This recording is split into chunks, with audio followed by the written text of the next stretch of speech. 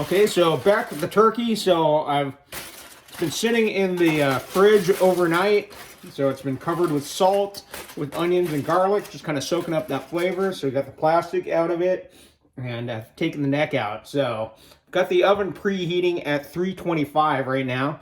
So what I'm going to do now is I'm going to take some oranges and I'm going to cut them and stick them inside. So when the turkey roasts, it's going to help to keep the turkey moist, and also it's going to soak up some of that flavor too.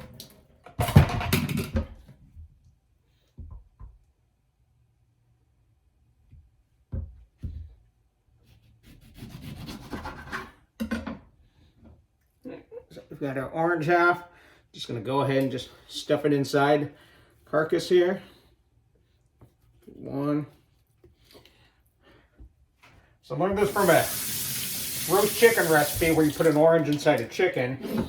So I figure since it's a turkey and it's a 15 pounder, might as well do 2 oranges.